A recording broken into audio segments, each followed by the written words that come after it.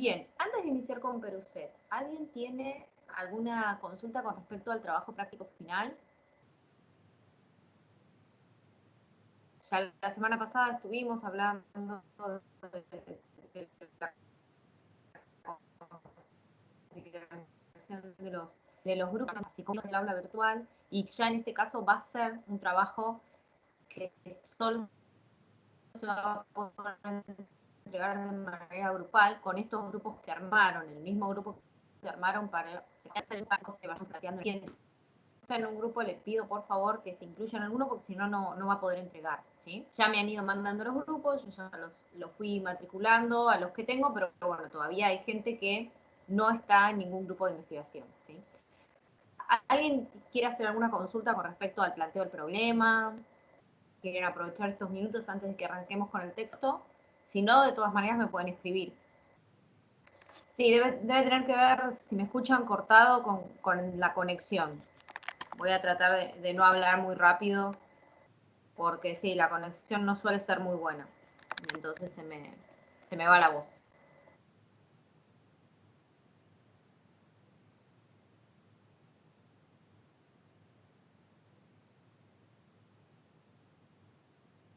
Bueno, les decía de todas maneras que quien quiera plantear alguna cuestión particular sobre los proyectos de investigación, sobre la formulación del problema, pueden enviarme un mail o lo pueden hacer a través del foro. También hay muchos que están consultando a través del foro del aula virtual.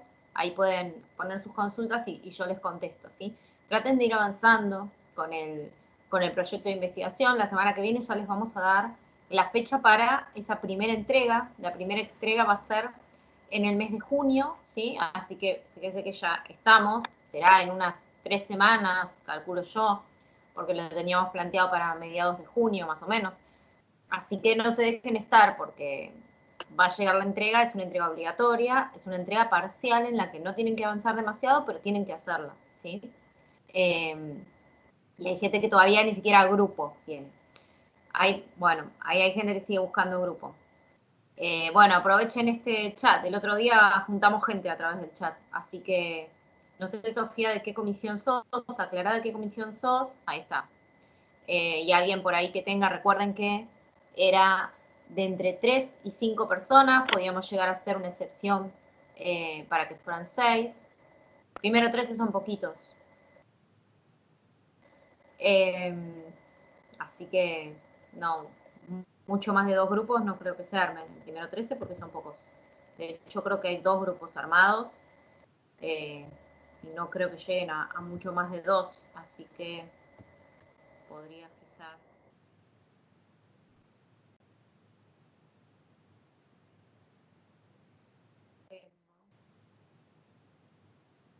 Bueno, tengo un solo grupo armado, primero 13. Solo grupo que tiene 5 personas. De modo que el resto de la gente está sin grupo. Así que yo le recomendaría al resto de la gente de primero 13 que se una, porque hay un grupo que ya son 5. Eh, bueno, aclaren bien de qué grupo son. Y en todo caso, traten de incorporarse a alguno. Les decía entonces, la semana que viene ya les vamos a estar publicando y les vamos a contar en clase cuál va a ser la fecha de esta primera entrega, una primera entrega en la que ustedes van a tener que presentar el problema de investigación correctamente formulado, esto es, habiendo delimitado espacialmente, temporalmente y poblacionalmente su problema de investigación, ¿sí? Es decir, en qué población nos vamos a enfocar, cuál va a ser el periodo histórico en el cual vamos a considerar estos datos empíricos que vamos eventualmente a analizar con la teoría y cuál va a ser el lugar geográfico, ¿sí? Recuerden que cuanto más achiquen este problema con estos límites, más fácil va a ser encontrar los datos, más fácil va a ser también poder relacionar la bibliografía. Para esta primera entrega que van a tener en junio, lo que ustedes tienen que presentar es esta formulación del problema, pero una formulación ya formal, concreta, ¿sí? No vamos a investigar sobre educación y estamos viendo cuál será el tema, no. Sino, ahí está, perfecto, ahí me están poniendo algún grupo. Los que tengan grupo o armen grupo en el transcurso de la clase, me lo dejan acá en el chat, ¿sí? Y yo cuando termino la clase, los levanto y los voy adjuntando después a mi archivo con los cursos y los matriculo después yo manualmente en el aula virtual. Bueno, entonces, les decía, este problema formulado correctamente, es decir, con todos estos límites bien explícitos. Y el adelanto de lo que va a ser la bibliografía. Esto es haber encontrado al menos cuáles van a ser esos textos con los que ustedes van a trabajar, ¿sí? Puede ser que solo los nombren, pero que ya los hayan encontrado, que los hayan mínimamente leído por encima y sepan que son textos que les van a servir, que les permiten poder analizar esa problemática que eligieron, más allá de los textos de la cátedra, que esos ya dijimos, son obligatorios de utilizarlos, ¿sí? Con respecto a eso, este módulo 2 es particularmente importante para el desarrollo del trabajo práctico final. Cuando yo les digo que es obligatorio utilizar la bibliografía de la cátedra para el trabajo, me estoy refiriendo a esta bibliografía, ¿sí? Si bien después depende de los problemas que ustedes planteen, hay alguna otra bibliografía de la cátedra, algunas cuestiones de Silva y algún texto que veamos en la segunda parte que les puede llegar a servir. Particularmente, todos los textos que veamos en este módulo son textos que se vinculan directamente con cualquiera de los problemas que ustedes hayan elegido, ¿sí? No hay excusa para no utilizar nociones, conceptos, parámetros que planteen estos textos para el análisis de su problema, porque a todos les va a servir. No sé si pudieron leer el texto de Peruset, si no, por favor léanlo, porque semana que viene ya terminamos con eso, y después vendrá la autoevaluación, al igual que hicimos con Silva. Pero si pudieron leerlo, van a ver que muchas de las cuestiones que plantea Peruset se vinculan directamente con los problemas que ustedes habrán planteado, ¿sí? Quienes, por ejemplo, plantearon cuestiones que tenían que ver con la discriminación, con la violencia, bueno, es evidente, ¿sí? El vínculo, pero los demás también, porque quien plantea, por ejemplo, que tiene que ver con pobreza, incluso quien plantea lo que tiene que ver con planeamiento urbano, en toda la parte del texto que Peruset analiza la conformación del conurbano bonaerense, la manera en que se crearon estos bolsones de pobreza, en que se intensificó esta diferencia entre los que tienen y los que no, la forma en que se construyó la noción de marginado, todo eso les va a servir mucho para analizar el texto. Entonces, préstenle mucha atención a estos textos cuando los leamos y préstenle atención en relación al problema que ustedes están pensando, ¿sí? Aprovechen este momento porque después va a pasar que ustedes se van a encontrar por ahí en agosto, septiembre, tratando de redactar su proyecto de investigación y tratando de redactar esta parte del trabajo en el que ustedes tienen que vincular aquella problemática específica que eligieron con los textos teóricos, y van a tener que volver a leer Peruset y van a tener que tratar de acordarse. Si en el momento en que ustedes están leyendo Peruset, al mismo tiempo tienen presente el problema que están planteando con su grupo, es mucho más fácil que los vínculos aparezcan de manera natural. Y yo ahí siempre les recomiendo, bueno, tengan algo a mano para anotar, o en la compu, o en el celular, con el medio que ustedes se sientan más cómodos, pero cuando están leyendo el texto y se les ocurre algo, o se dan cuenta que esa parte del texto tiene algo que ver con lo que ustedes tienen que trabajar, anótenlo, márquenlo de alguna manera, ¿sí? Porque se están ahorrando tiempo de trabajo. En cuanto al trabajo práctico, entonces, van a tener la fecha de entrega la semana próxima, se las vamos a ir comunicando, así ustedes se organizan. Y les decía, lo mínimo que tienen que entregar es esto, el problema y la bibliografía. Más allá de eso, el que pueda avanzar más, el que quiera avanzar más, también está permitido, ¿sí? Podrían presentar tranquilamente ya escrita una suerte de introducción que después podrá modificarse en función de que cuando avancen en el proyecto quizás no se cumpla todo tal cual lo planearon. Podrán avanzar y escribir la parte teórica si quieren. Eso depende del tiempo que tengan ustedes, ¿sí? Por supuesto, lo que no pueden hacer en junio es entregar un trabajo completo, porque todavía no pasó toda la materia y hay cosas que las van a entender para el desarrollo del proyecto en la medida en que sigamos cursando, ¿sí? Me ha pasado el año pasado que hubo gente que para apurarse entregó en junio el trabajo completo y tuvo que rehacerlo porque todavía no tienen maduro el concepto de investigación como para poder entregarlo. Pero sí pueden avanzar, si quieren, un poco más, y vean eso en función de los tiempos que van a tener. Es un año complicado, es un año de cursada extraña en donde no sabemos bien cuándo vamos a tomar los exámenes, si vamos a volver o no a las aulas. Esto que les pasa con esta materia les debe pasar con todas, y entonces habrá algunas materias que están más organizadas, otras que no. En nuestro caso es una materia anual, entonces tampoco estamos tan apurados en los tiempos de tener que definir ya fechas porque tenemos todo el año. Pero va a pasar que en algún momento las cosas se van a acumular. Entonces, si septiembre nos encuentra con un montón de exámenes que dar, trabajos que presentar y encima tienen que hacer el proyecto anual desde cero, va a ser complicado. Entonces aprovechen el tiempo, ¿sí? Administrense el tiempo. Si ahora tienen un poquito más de disponibilidad para avanzar en el proyecto, yo les recomiendo que lo hagan, ¿sí? Y bueno, cualquier consulta o la plantean en estos espacios de clase o me la plantean por mail o en los foros, ¿sí? ¿Alguien quiere comentar algo más sobre esto? Si no, vamos a... Exactamente, sí, ahí me comenta Nicolás que hay universidades que no arrancan. Sí, nosotros, en el caso de nuestra universidad, hay permanentemente reuniones en donde se está planteando de qué manera seguir. Todavía no hay una definición acerca de cómo va a continuar el calendario académico. La realidad es esa. Todavía la universidad no se expidió al respecto, no sabemos si vamos a volver o no a las aulas. Lo que sí puedo adelantarles, por ejemplo, que se está todo el tiempo conversando acerca de la evaluación. ¿Saben? Al momento nosotros no podríamos tomar exámenes virtuales, pero bueno, ya se está, los jefes de cátedra están presentando a los diferentes decanos de las regionales las posibilidades que hay de evaluar en vía virtual. Yo no se los digo todavía porque la verdad es que no lo tenemos decidido en la cátedra. Se está evaluando entre el jefe de cátedra y las propuestas que le llegan al decano, de ver de qué manera puede evaluarse y cuáles serán los criterios en caso de que se vuelva o no a las aulas para, sobre todo, promocionar o no la materia, ¿sí? En cuanto yo tenga una definición sobre eso, se los voy a comunicar. La verdad es que todavía no la tenemos, pero sí están en conversaciones permanentes, es algo que está permanentemente hablándose para ver cómo se define.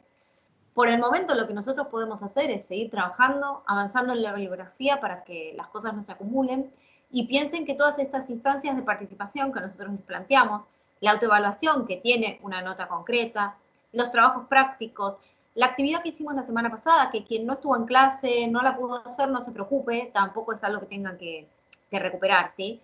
Las actividades como la que hicimos la semana pasada, de la que ahora vamos a hablar, que son actividades en clase y que la de la semana pasada fue un primer intento, ¿sí? Vimos que por ahí no era lo más cómodo para ustedes tener que subir un archivo de texto, estamos pensando en nuevas herramientas. La idea es poder hacer la clase un poquito más dinámica, ¿sí? Que ustedes puedan participar un poco más. Y todas estas instancias de participación, ya sea los trabajos como estas actividades de clase, a nosotros nos permiten ir configurando una nota de concepto. Entonces, también mi consejo al respecto es, ustedes traten de participar todo lo que puedan, ya sea a través de las actividades, presentando los trabajos, ¿sí? Si tienen algún problema particular para no poder conectarse, y que es algo permanente, a todos nos pasa que un día no nos podemos conectar, a mí de hecho han visto que más de una vez se me desconecta, pero si es una cuestión ya permanente, háganmelo saber, porque entonces yo lo considero, ¿sí? Porque la realidad es que tampoco se está planteando por el momento tomar asistencia, pero sí que nosotros podamos tener un conocimiento de cómo va el trayecto de los estudiantes a partir de esto, de la participación que tengan. Entonces les recomiendo que participen todo lo que puedan para que yo pueda ir configurando, aunque sea una nota conceptual de ustedes, ¿sí? Y que no se junte después todo para el momento en que se decida de qué manera se va a definir el cuatrimestre, ¿sí? Lo que sí está garantizado parte de la universidad es que nadie va a perder el cuatrimestre. De una manera u otra vamos a buscar la manera de que quien cursa la materia pueda aprobarla, ¿sí? De alguna manera. No está garantizado que el cuatrimestre no va a perderse. Eso sí es lo único que puedo asegurarles con respecto a nuestra universidad, porque sí es lo que se expidieron. Exactamente, sí, Camila, no te preocupes. De todas maneras, digo, si te vas a quedar sin datos en el celular, hoy no hay una actividad para hacer, va a ser una clase más teórica, así que en todo caso, si querés desconectate, las clases quedan grabadas, ¿sí? El que una vez no pueda, las clases quedan grabadas, recurren a la clase, sobre todo para no perder lo que tiene que ver con lo conceptual, ¿sí? Así que te digo, Camila, pues si te vas a quedar sin datos, después por ahí se te complica. Así que fíjate, en todo caso, si querés desconectate y después ves la grabación de la clase. Bueno, vamos a avanzar un poquito porque si no se nos van en cuestiones administrativas toda la hora. La semana pasada hicieron entonces una actividad, ¿sí? Habíamos empezado a plantear el texto de de Peruzet avanzamos mucho en el contexto, así que mínimamente lo vamos solo a nombrar porque es algo que ya vimos en extenso. Hablamos de que Peruzet planteaba este contexto de Estado neoliberal, un Estado neoliberal que viene en contraposición al Estado benefactor que se estaba desarrollando tanto en Argentina como en otros países de Latinoamérica y también, yo les decía, en otros países del mundo, ¿sí? Es un modelo de Estado, el Estado benefactor, que lo que hacía, dijimos, era estar permanentemente en, digamos, permanentemente interviniendo en la vida de los individuos, ¿sí? Participando activamente, apoyado en estas instituciones que eran tan fuertes, instituciones que le permitían articular el desarrollo de la sociedad con el Estado. Hablamos de la familia, de la escuela, del Estado en sí. Y dijimos que el Estado neoliberal justamente se caracterizaba por haberse corrido de estas necesidades básicas, de esta intervención tan permanente en la vida cotidiana del individuo. Y hablamos también de un debilitamiento de estas instituciones que era paralelo a esta idea de que el Estado se iba retirando. Y dijimos que en realidad esto era, de alguna manera, una situación que se iba a dar como una maniobra casi mundial, en donde iba a haber un intento de desprestigio de lo público, en donde el Estado iba a correrse para darle lugar a un montón de iniciativas de tipo privado, ya sea en salud, en educación, en donde la política iba a estar desprestigiada, ¿sí? Y la escala de valores iba a cambiar, y entonces para el Estado neoliberal el punto de mayor importancia está puesto en la cuestión económica, ¿sí? En estos grandes grupos económicos dijimos que iban a manejar ahora el mundo, ya pensando en un mundo que no se divide en izquierda y derecha, en donde a partir de la caída de Berlín con la década del 90, esta idea de mundo partido en dos, entre izquierda y derecha, Estados Unidos, Rusia, caía, y entonces lo que englobaba a todo el mundo era los intereses económicos, estos grupos económicos sin ningún asiento geográfico, muchas veces son grupos intangibles, son grupos abstractos, pero que gobiernan los destinos de todos los países del mundo, ¿sí? Dijimos que Peruzet marcaba como punto fundamental para el inicio de este Estado neoliberal, si bien nosotros podemos verlo claramente en nuestro país instalado a partir de la década del 90, ella marca como fractura del Estado benefactor el golpe de Estado de 1976. Y en ese momento ella empieza a plantear una suerte de, digamos, empobrecimiento, ella lo llama pauperización, en tres órdenes, ¿sí? El orden de lo económico, el orden de lo cultural y el orden de lo social, ¿sí? Lo económico es obvio, ella nos va a hablar, dijimos, y esto tiene que ver también con la tarea que hicieron, que lo que empieza a haber en nuestro país es un gran flujo de migrantes, ¿sí? Esto comienza en la década del 50, en 1950, ya muchos migrantes de provincias del interior del país, que lo que hacen es empezar a acercarse a la ciudad de Buenos Aires intentando buscar nuevas oportunidades económicas, un nuevo ámbito social de vida, muchas veces. En un principio pueden instalarse, incluso se generan hasta barrios de gente que viene de determinadas provincias y logra instalarse y logra prosperar económicamente. Ahora, luego de la caída del Estado benefactor y a partir del gobierno de facto, lo que empezamos a ver es que esta situación ya no es tal, que los migrantes siguen llegando y siguen instalándose, pero ya no encuentran ni el pleno empleo que el Estado benefactor les ofrecía, ni encuentran tampoco tierras para sentarse porque la capital ya está sobrepoblada. Entonces empiezan a sentarse en los márgenes. Y esta es la construcción del conurbano que nos plantea Macarena Peruzet en su texto. Un conurbano que se va poblando del centro a la periferia, en donde a medida que nos alejamos del centro empezamos a encontrar más pobreza, ¿sí? En donde aquellos con menos posibilidades económicas se encuentran alejados del centro económico, político que representa la capital del país, y entonces lo que vamos a encontrar es que ahí es donde empiezan a sentarse estos bolsones de pobreza, ¿sí? Personas, grupos que empiezan a estar de este tema, de estos beneficios que brindaba el Estado, bueno, aquellos que caen en esta situación de pobreza se encuentran excluidos y no tienen acceso a todos estos bienes. ¿Por qué? Aparte, porque ya no existe un Estado que garantice el acceso a todos los ciudadanos de estas necesidades básicas, ¿sí? Este movimiento de pauperización, lo que dice también Macarena, es que va a provocar una destrucción del tejido social. Y esto es lo que tiene que ver con la pauperización cultural y social. Hablamos de pauperización cultural desde el flujo de los bienes culturales, ¿sí? Básicamente por esto que plantea la dictadura militar de limitar un montón el desarrollo cultural de la población. ¿Sí? Piensen en todas las prohibiciones que hubo de actores, de ficción, de todo lo que tiene que ver con lo literario, un montón de artistas perseguidos que no pudieron seguir expresándose y de alguna manera lo que hacen es cortar el flujo de estos bienes culturales al interior del país y también del país al exterior, ¿sí? Eso empobrece culturalmente a nuestro país. Hasta la vuelta de la democracia, que puede reactivarse un poco esto, se produce un empobrecimiento muy grande.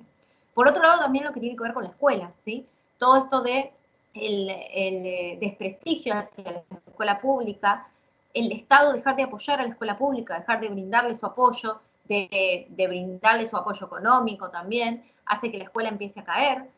La aplicación de sucesivas reformas educativas, reformas que siempre son impuestas, que siempre son copiadas de modelos de otros países, en donde quizás no se tiene en cuenta la idiosincrasia de los alumnos en los que va a aplicarse y que claramente van fracasando una tras otra, y eso lleva a desprestigiar mucho la educación en nuestro país, algo que había sido característico, ¿sí? El sistema educativo de nuestro país ha sido modelo durante décadas de educación pública, gratuita, inclusiva, ¿sí? Lo que no quiere decir que no haya tenido una intencionalidad, ¿no? Algo hablamos de esto y vamos a hablar también mucho en la segunda parte cuando hablemos de la construcción del país a partir del 1800. Esto que decíamos antes, la escuela como institución también transmite valores, ¿sí? A ver, Camila, decime, sí. Camila dice que tiene una duda con el texto. Había una parte que no había entendido lo que había querido decir. A ver. En la página 28, al principio, cuando dice colectivos de articulación, ¿a qué se refiere?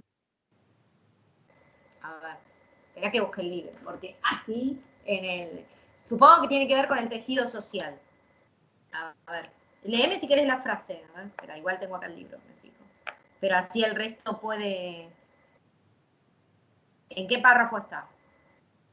En el primer párrafo.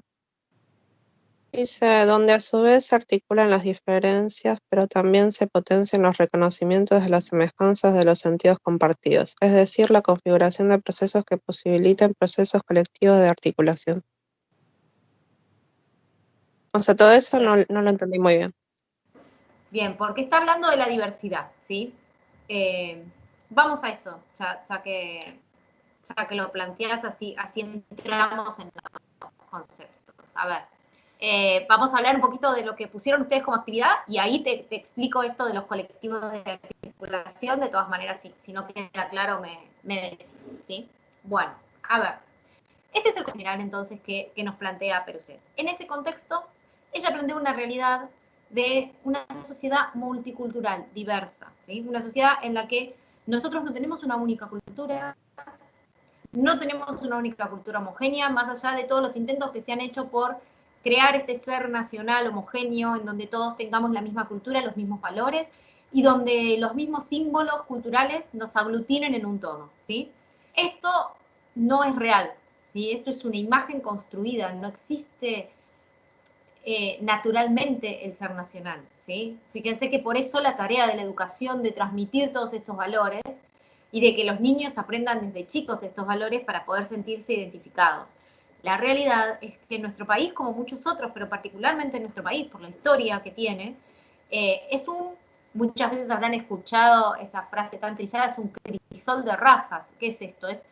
Y ya no hablamos de razas, por eso les digo, es una frase muy antigua y que ya no es válida, ¿sí? No hablamos de razas, sino que hablamos de etnias, hablamos de diferentes culturas. Nuestro país se construyó a partir de todos estos migrantes, ¿sí? Si hablamos del 1800, hablamos de los inmigrantes europeos, italianos, españoles que llegaron. Muchos de ustedes tendrán quizás algún familiar italiano, español que ha venido a instalarse y a partir de allí se inició la familia. Después tenemos los migrantes de las provincias del interior del país que probablemente tengan ancestros que tienen más que ver con las raíces de nuestro país, ¿sí? Que en algún punto quizás tengan algún componente indígena que ha quedado por allí en el desarrollo de la familia. Todas estas culturas se han ido combinando, ¿sí? Y se ha intentado homogenizar en un único ser nacional. Pero la realidad es que estamos hablando de una diversidad cultural muy rica. Ella nos plantea una diversidad cultural actual que no solo incluye estas diferencias, que deberíamos tenerlas en cuenta porque ya a partir de la base de que somos una única cultura es erróneo, porque no lo somos, ¿sí? El ser argentino como homogéneo no existe, sino que es una combinación de un montón de elementos. Si empezamos a ver en el interior, vemos que en verdad estamos compuestos por diferentes culturas que se han ido combinando. Ella va a hablar en el texto de tejido social, va a hablar de tramas culturales, tramas sociales. En antropología hablamos siempre de tramas y de tejidos porque estamos entendiendo a la cultura como un todo, ¿sí? Como un tejido que nosotros vemos, como la trama, imagínense la trama de una tela, de un tejido, que ustedes la ven como un todo. Pero cuando la ven en detenimiento, lo que se ve son diferentes hilados que se van entrelazando para formar esa trama, ¿sí? Cuando hablamos de tramas culturales hablamos de eso. Piensen en cada uno de los hilados como culturas que se han ido entretejiendo para constituir un todo, ¿sí?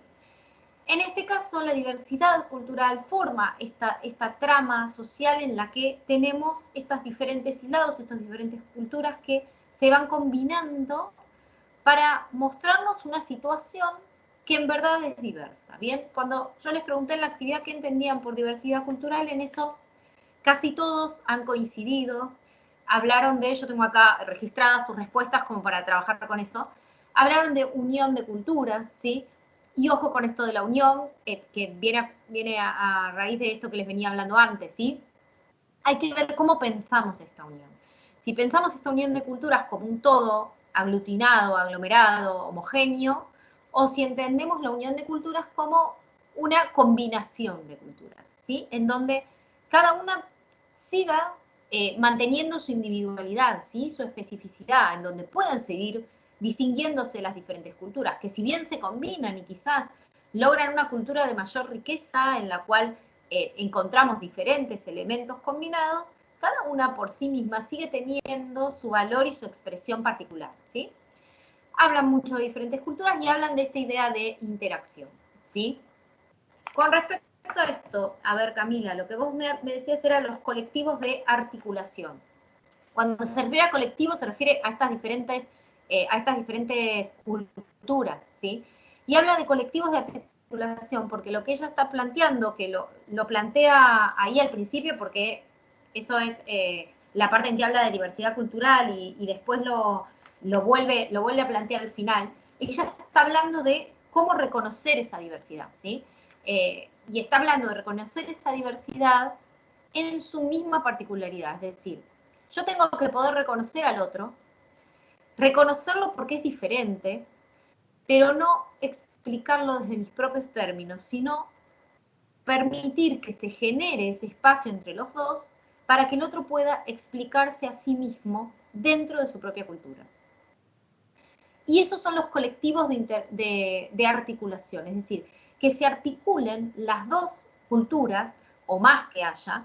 Cuando hablamos de colectivos, piensen que ella está pensando en esas culturas, ¿sí? Colectivos como grupos, esos grupos culturales, tienen que poder articularse en este espacio en el que conviven, en el que se combinan, articularse de forma en que cada uno pueda expresar su particularidad, ¿sí?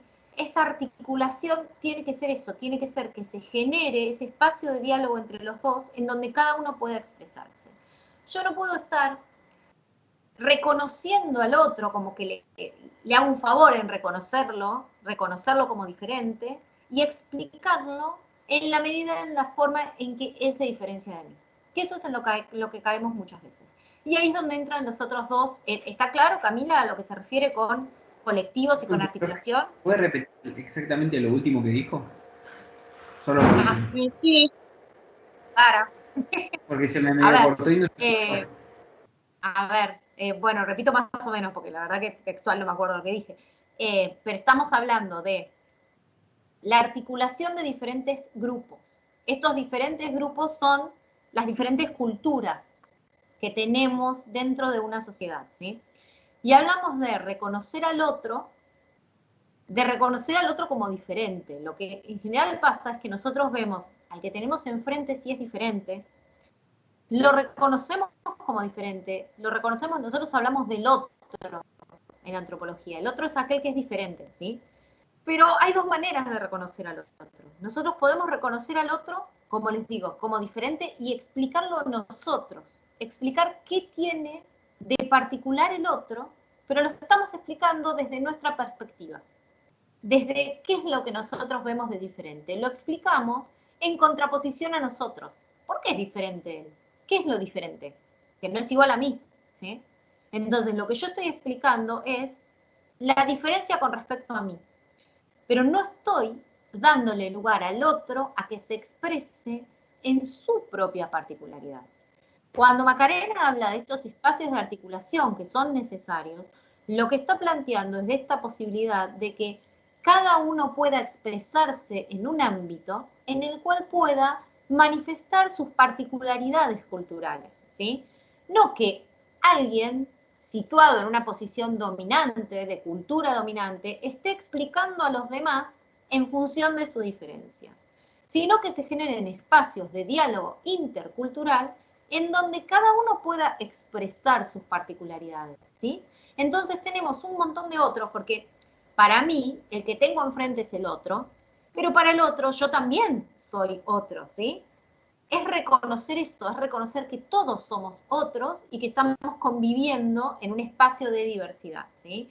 Y que en verdad ninguno debería ponerse en la posición de cultura dominante y explicar al otro en función de esas diferencias, ¿sí? No sé si era eso exactamente lo que había dicho Nicolás, pero venía por ese lado. Pero se entendió mejor incluso. Ah, bueno, listo, porque me sigo avanzando en la explicación, ¿sí?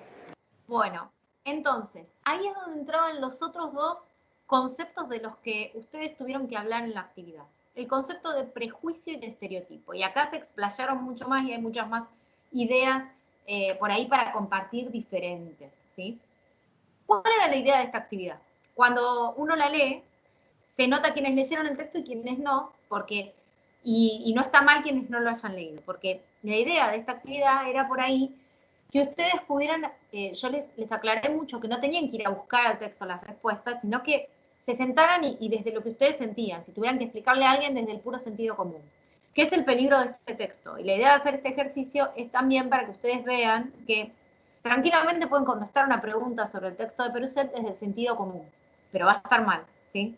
Porque justamente muchas veces en el sentido común entran en juego estos prejuicios y estos estereotipos. Ustedes tienen que leer el texto y tienen que poder identificar la noción conceptual de estas definiciones y más allá del sentido común. Es muy fácil caer en explicaciones del sentido común y sentirse muy identificados y terminar explicándolo desde su propia experiencia, ¿sí? Yo les decía que en esta situación es muy rara dar este texto. La verdad que este es uno de los textos que a mí más me gusta dar en clase porque es muy enriquecedor para todos.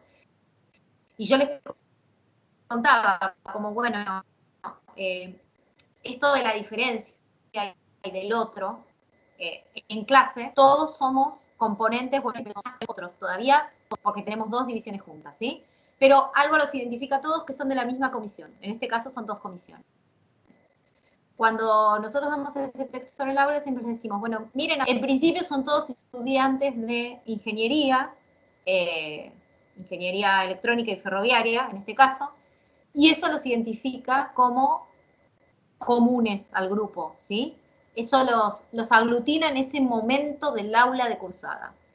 Ahora, cuando empezamos a ver al interior del grupo, resulta que nos encontramos, primero que no todos viven en Aedo, no todos viven en Aedo Norte, no todos viven en Morón, no todos son de la provincia de Buenos Aires, ¿sí?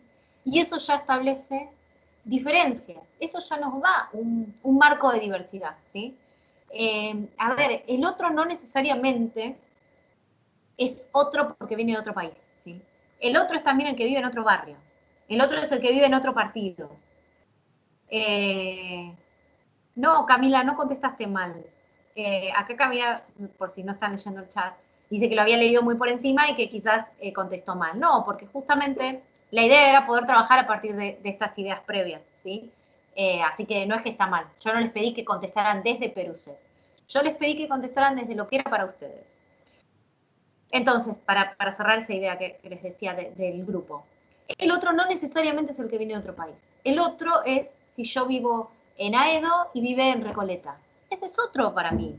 Y yo soy otro para él. Y tenemos un montón de diferencias, ¿sí? El tema está en cómo se trabaja esa diferencia. Entonces, es interesante cuando nos vemos en el aula porque empezamos a hablar y nos damos cuenta, como les digo, la diversidad de la que estamos compuestos, ¿sí? Y entonces tenemos gente que viene de otras provincias a estudiar y que vino ahora para estudiar en la facultad, gente que es hijo de personas nacidas en otras provincias, y lo que tenemos en los últimos años es mucha gente que viene de otros países, que son migrantes de otros países y vienen a estudiar. Entonces es lindo dar el texto porque, bueno, todos empezamos a hablar y es un texto que la verdad se extiende varias clases porque hay mucho de experiencia personal. La verdad que en este ámbito de virtualidad es como un poco raro darlo, no hay tanta participación y no es tan lindo y no nos vemos las caras, pero bueno, por eso estamos intentando como de alguna manera que sea un poquito más interactivo esto. Entonces, ¿qué es lo que pasa con los prejuicios? Los prejuicios son, como bien dijeron muchos, ideas previas, son estas nociones que nosotros tenemos de los demás y con las que también muchos dijeron se juzga. Exactamente, el prejuicio es una idea previa que uno tiene. El prejuicio es inevitable. El prejuicio tiene que ver con una opinión, tiene que ver, como muchos dijeron, con juzgar sin conocer.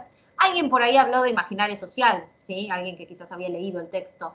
Y está muy bien, tiene que ver con eso, tiene que ver con la impresión, como también dijeron, que uno tiene de la persona, y también mucho con experiencias previas, porque los prejuicios se van construyendo en nosotros. Los prejuicios están en nuestro interior, están en nuestras estructuras de pensamiento, son inevitables y todo el tiempo están actuando cuando nosotros miramos al otro, ¿sí? No vamos a poder, es muy difícil desprenderse de los prejuicios. Esta idea de yo voy neutral a encontrarme con el otro, yo voy sin ninguna idea previa, no, la realidad es que no existe, porque es inevitable. Uno puede hacer el mayor esfuerzo posible para estar abierto a comprender al otro, pero en nuestra cabeza en algún momento siempre vamos a estar jugando con algún prejuicio, porque también está en la naturaleza del ser humano, ¿sí? Nosotros necesitamos, y esto viene quizás también asociado a la idea que sigue, necesitamos clasificar a los demás en lugares, porque es nuestra forma de esquematizar el pensamiento, ¿sí? Nosotros entendemos a partir de la clasificación de las cosas. Así como clasificamos las cosas, ¿sí? Cosas para usar, cosas para comer, cosas para vestirse, clasificamos lamentablemente a las personas, ¿sí? Los prejuicios son los que actúan en la construcción de estas clasificaciones. ¿Por qué es importante tener plena conciencia de estos prejuicios? Porque nos permite encontrarnos en un espacio de mayor libertad con el otro, ¿sí? Si yo no doy cuenta de estos prejuicios, van a estar operando permanentemente y entonces quizás hasta yo no voy a escuchar, no voy a ver lo que puede mostrarme el otro, porque voy a estar solo asentada en mi prejuicio frente a la diferencia, ¿sí? Y esto es importante también que lo tengan en cuenta para su proyecto de investigación. Algunos que me escribieron, yo se los mencioné, también creo que lo dije cuando planteamos el proyecto. Es muy importante que ustedes puedan tener claro cuáles son los preconceptos que tienen, estos prejuicios que tienen frente a la población que van a analizar en su proyecto de investigación. Hay casos en los que son muy evidentes. Por ejemplo, quienes trabajan con barrios de emergencia. Es inevitable que tengan algún prejuicio porque todos tienen en su cabeza una idea armada acerca de la población que vive en un barrio de emergencia. Una idea armada que probablemente está en torno al concepto de villero, que el concepto de villero es un concepto que se ha ido construyendo históricamente y que ha ido sufriendo muchas modificaciones en la construcción y en el uso que se le ha hecho. Entonces, depende del contexto en el que nosotros lo empleemos y depende del prejuicio que esté detrás del empleo de ese término, va a tener un significado diferente. Entonces, nos vamos a encontrar con que en un momento histórico, villero fue un insulto, ¿sí?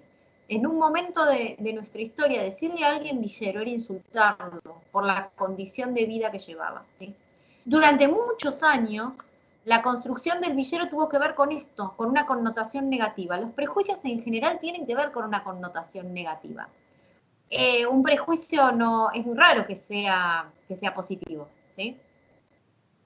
Aún los que hablan de, a ver, el prejuicio más conocido, las modelos que son lindas y tontas. Por un lado es una buena y una mala. Sí, es linda, pero es tonta. Es rubia, pero es tonta, ¿sí? Eso es un prejuicio. Y cuando yo voy a ver a esa persona, lo que va a estar operando en mi cabeza es el prejuicio. Con el villero pasó durante mucho tiempo que era un insulto, ¿sí? Y la construcción histórica que se hizo, y después la defensa que se hizo desde la identidad misma de las personas que viven en los barrios de emergencia, ha vuelto que con el tiempo, muchas veces la connotación de villero tiene que ver con la representación de una forma de vida, tiene que ver con una cuestión de identidad y tiene que ver con la forma en que se identifican. Entonces, hoy en día, por ahí para alguien llamarse villero es una forma de manifestar su particularidad, ¿sí? Y entonces no lo toman como un insulto, sino que lo toman como una manera de llamarse a sí mismos, de identificarse, ¿sí? Y no es un insulto, sino es la forma en que se presentan frente a los demás. Pero frente a toda esta construcción que se hizo del concepto, han ido operando los prejuicios, ¿sí? Y la última categoría que ustedes tenían que definir era la de estereotipo. Es como la categoría más grande, ¿sí? El prejuicio lleva a la construcción de estereotipos. ¿Qué son los estereotipos? Los estereotipos son estas clasificaciones, ¿sí? Hablaron de, y acá hay un poquito una confusión, y eso tiene que ver con el sentido común de ustedes. Muchos piensan que el estereotipo, toman al estereotipo como una idea, como un modelo ideal, ¿sí? El estereotipo como, a ver, por ejemplo, en algún momento fue el estereotipo de familia, ¿sí? Esta familia tipo de mamá, papá, hijos y perros, ¿sí? Y era como el modelo ideal de familia al que la sociedad pretendía llegar, ¿sí? Muchos hablan de estereotipo como esto, como una idea, yo acá tomé nota de cómo debe verse, actuar una persona, como una imagen, ¿sí? A ver, la realidad es que los estereotipos son clasificaciones, son generalizaciones, como bien dijeron muchos, en los que se toman características que se generalizan sin tener en cuenta la individualidad de los grupos, a partir de estos prejuicios, en donde nosotros, por ejemplo, empezamos a crear, y volviendo al texto de Peruset, se ha creado el estereotipo de aquel pobre ligado a la violencia. Entonces, en la construcción de estos cordones de pobreza de los que hablamos, en los cordones del conurbano bonaerense, lo que ha pasado es que muchas veces se creó este estereotipo del pobre como violento y próximo a la delincuencia, ¿sí? Se estableció este vínculo directo y esto tenía que ver con el prejuicio de que aquel que está en una situación de pobreza vive en un ámbito de violencia y hasta acá estamos en la noción de realidad, ¿sí? Quien es pobre, quien vive en una situación de extrema pobreza, está excluido, ¿sí? Para ir a los datos concretos. Pobre está en una situación de marginalidad, ¿sí? Una cosa es la marginalidad, otra cosa es la exclusión. El que está excluido está fuera del sistema, ¿sí? No forma parte de ese sistema, no forma parte permanente de ese sistema, ¿sí? El sistema capitalista está formado por gente que está incluida en el sistema y gente que está excluida, gente que está por fuera del sistema, que no goza de la protección del Estado, que no accede ni siquiera a la canasta mínima de subsistencia, ¿sí? Están fuera. Están fuera, pero son funcionales al sistema. ¿Por qué? Porque es un grupo que permanentemente está ahí fuera para demostrarnos lo que no se debe ser, para demostrarnos que uno tiene la posibilidad de progresar y de estar incluido dentro del sistema. Es un grupo que es funcional en el sentido de que muchas veces sirve, ¿sí? Aquellos excluidos en el sistema capitalista son llamados a participar al sistema, por ejemplo, cada vez que hay elecciones, y entonces de repente se les permite entrar al sistema, se les brindan aquellas básicas necesidades que por el momento no están teniendo para que voten y luego son excluidos, ¿sí? Otra cosa son los marginales. Los marginales están ahí, están en el borde, ¿sí? Muchas veces la marginalidad también tiene que ver con una elección de vida. muchas veces ser marginal al sistema es una elección personal y tiene que ver con quizás no estar de acuerdo con la forma en que ese sistema se maneja y querer estar por fuera. Entonces uno se mantiene marginalmente. Yo muchas veces doy el ejemplo, porque por ahí para ustedes es más fácil de verlo, el ejemplo de la música, ¿sí? Hay muchos artistas que son marginales en la música. ¿Por qué? Porque no eligen estar dentro de lo que es el sistema de publicidad, el sistema de producción musical de grandes sellos discográficos, ¿sí? Ahora es algo más difícil de ver porque es muy frecuente con todo el tema de la virtualidad y de los nuevos medios electrónicos que los artistas se autogestionen. Pero en un momento, por ejemplo, tomar la decisión de tener un sello propio, de no cerrar contrato con ninguna multinacional en el mundo de la música, significaba ser marginal a ese sistema, ¿sí? Y tenía muchas veces toda una idea, una declaración de valores y de ideales detrás de eso, ¿sí? Pero era una elección personal. Muchas veces la marginalidad tiene que ver con esto, ¿sí? No con que el sistema los excluya, sino con que deciden estar en los márgenes del sistema, ¿sí? Entonces, estos estereotipos se han ido construyendo, y se han ido construyendo históricamente, ¿sí? Porque estos prejuicios operan en las estructuras de pensamiento a través de la historia. Y entonces, por ejemplo, nosotros, como les decía, en nuestro país tenemos esta inmigración tan rica, en un momento fue la construcción de el tano, el gallego, el ruso, ¿sí? Que tenía que ver con esos inmigrantes que han venido a nuestro país. Y se construyeron los estereotipos, ¿sí? Y entonces nosotros sabíamos que el tano era bruto, pero que construía y ha hecho grandes barrios en nuestra provincia, ¿sí? Y sabíamos que el ruso era muy hábil para los negocios, y tenía que ver con la construcción de este estereotipo. A medida que va pasando el tiempo, los estereotipos van cambiando porque también va cambiando la población. Entonces después empezamos a tener migración de las provincias y entonces tenemos estereotipos que ubican a cada uno de los integrantes de las provincias de acuerdo a características que son construidas desde el exterior. Es esto que les decía yo antes de cómo explico yo al otro, cómo cuento yo al otro, desde cómo veo yo la diferencia. Entonces, por ejemplo, tenemos el estereotipo del cordobés, que te cuenta chistes todo el día, que te matás de risa y te hace un buen fernet. Y por ahí cuando vamos a Córdoba y hablamos con los cordobeses, no a todos les gusta el fernet y hay un montón de cordobeses que no son graciosos, ¿sí? Y por ahí hasta están en contra de esa imagen que uno tiene del cordobés. Pero ese es el estereotipo que se creó, ¿sí? El estereotipo que se creó a partir de cómo han ido funcionando estos prejuicios a la hora de definir al otro. Alguien habló por ahí de que la persona no puede definirse por sí mismo en un estereotipo, y es así, exactamente. El estereotipo es construido desde afuera. El estereotipo son estas casillas que tiene nuestra cabeza para ubicar a las personas en la sociedad, ¿sí? Las ubicamos de acuerdo a sus características. Muchas veces tiene que ver con las características físicas, ¿sí? Muchas veces estereotipamos a las personas por las características físicas. Y entonces nos pasa que quizás pensamos que un montón de gente es boliviana y por ahí es tercera generación de argentinos viviendo en nuestro país, ¿sí? Pero son hijos de bolivianos y sus características físicas representan las de una persona nacida en Bolivia.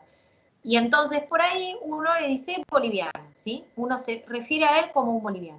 Y es argentino, ¿sí? Esto es estereotipar, ¿sí? Hablan de un modelo impuesto por la sociedad, sí, claro, es un modelo impuesto, es una imagen que por ahí dijeron que no se modifica, y esto es relativo, porque se va haciendo esta construcción que yo les decía histórica. Entonces, los estereotipos van sufriendo modificaciones, ¿sí? Todo este movimiento de los últimos años, muy ligado a toda la corriente feminista, pero también a la diversidad y a la idea de romper los estereotipos, tiene que ver con esto, tiene que ver con romper estos prejuicios, romper estas ideas previas e intentar no clasificar a las personas, ¿sí? No explicar al otro desde mis propias nociones. El respeto por la diversidad tiene que ver con esto, y ojo, porque a veces es muy fácil caer en el respeto por la diversidad desde un lugar de poder, desde una visión etnocentrista, esto es desde mi propia visión. Sí, yo soy súper respetuoso. Tengo un montón de amigos gays, judíos, trans. Y ojo con eso, ¿eh? Porque que yo diga sí, que tengo un montón de amigos, como les doy lugar, los quiero, les permito que entren a mi vida a pesar de ser trans, gays, ¿sí? Es difícil, ¿sí? Es difícil correrse de ese lugar de situación de poder, de pensarse en clase o grupo dominante porque entro en el estereotipo medio de persona, ¿sí? Respetar la diversidad cultural implica que todas las culturas, todas las formas de ser tengan un espacio en la sociedad para expresarse en sus propios términos, ¿sí? Y que se generen, como planteaba Camila en un principio, estos espacios de interacción, estos espacios en donde se genere un diálogo genuino, en donde no sea que, está bien, te doy 5 minutos para que me cuentes cómo sos. No, en donde la persona tenga ese lugar para expresarse libremente sin que yo le dé permiso, porque yo no puedo estar en una situación de cultura dominante, ¿sí? A esto apuntamos cuando hablamos de diversidad cultural, de espacios de articulación, de pensar las diferencias y las semejanzas de manera que todos tenemos diferencias, porque como les dije al principio, si bien yo tengo enfrente al otro, el otro también tiene un otro enfrente, ¿sí? Todos somos otros, eso es entender que en un todo, en una sociedad diversa y multicultural, todos somos el otro, ¿sí? Muchas veces la figura del otro se utiliza como figura de un enemigo, ¿sí?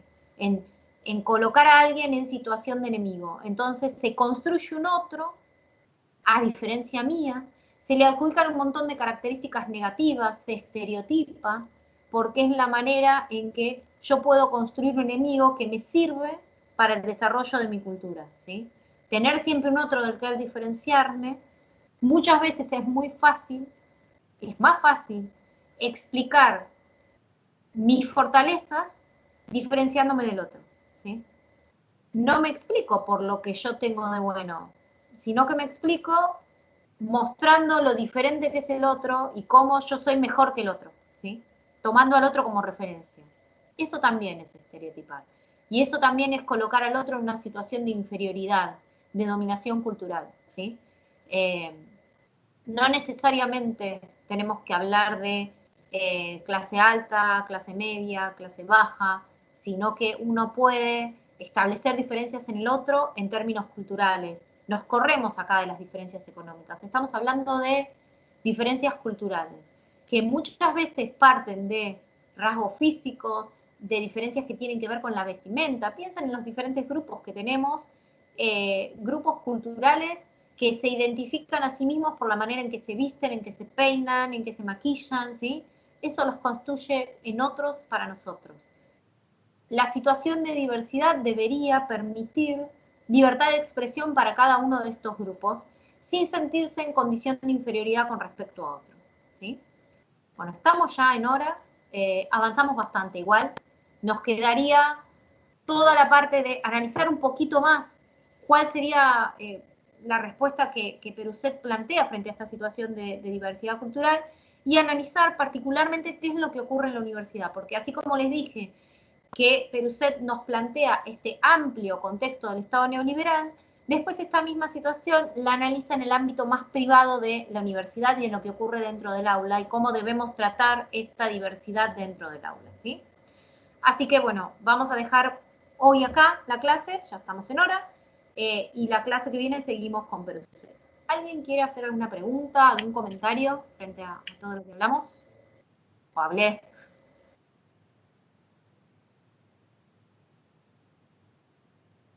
No, ¿está todo claro? Bueno. De todas formas, si no leyeron el texto, léanlo. La clase que viene va a ser la última clase que trabajamos con Peruset. Probablemente hagamos otra actividad en clase que va a tener que ver con esto, con la idea de que participen. Estamos pensando en alguna otra herramienta que sea más sencilla que subir un archivo de texto. Si estamos investigando en la plataforma tenemos muchas posibilidades, pero bueno, la realidad es que estamos todos aprendiendo a manejarnos con estos nuevos nuevas herramientas, entonces estamos viendo la mejor manera de brindarles a ustedes la posibilidad de expresarse, hablando en estos términos que venimos tratando en la clase, de expresarse, de participar de una forma que sea sencilla, ¿sí? Y que por ahí muchos no participan porque es más engorroso participar que no hacerlo. Así que, bueno, en la clase que viene haremos algo más con respecto a Pruset y vamos a terminar ya con el texto. Así que quien no lo leyó, por favor léanlo, porque va a ser la última clase que vamos a tener y quizás surge alguna duda y así como preguntaron hoy, está bueno que aprovechen este espacio para hacerlo, ¿sí?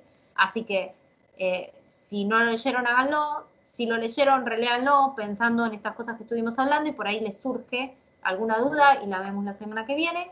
Y les reitero, quien no tiene grupo de trabajo, por favor, formen grupo, así como me dejaron, que después lo voy a levantar y voy a registrarlo dentro de mi archivo con los grupos de las comisiones. Quien todavía no tiene un grupo de trabajo, por favor, ármenlo, porque pronto van a tener un nuevo trabajo que entregar y si no tienen grupo no van a poder hacerlo, ¿sí? Bueno. Profe, una pregunta. ¿Cómo? Sí, por favor. Nosotros ya le habíamos mandado el grupo la semana pasada, pero en Sí. el campus no vi que haya hecho una sección para el grupo y los trabajos prácticos. Ok, me fijo. Quizás todavía no te matriculo, porque como a veces espero que me manden algunos para entrar y matriculo todos juntos, ¿sí? Ahora después me fijo. ¿Qué grupos son? El 7 creo que éramos, porque no De se habían primero. perdido de primero a tercero. De primero a tercera. Ahí leo por el mensaje de acá. Bueno, Sí. dale. Yo después me fijo, igual anoto acá tu nombre y después me fijo en el archivo que yo tengo y si no lo rastreo si por ahí se perdió en los mensajes, ¿sí? Bueno. Bueno. ¿Alguna otra consulta? ¿Algún otro comentario?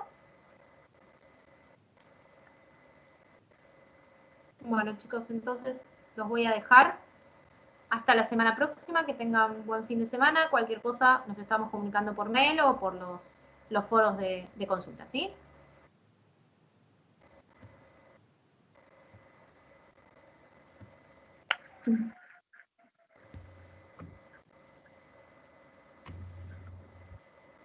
Bueno, profe, nos vemos.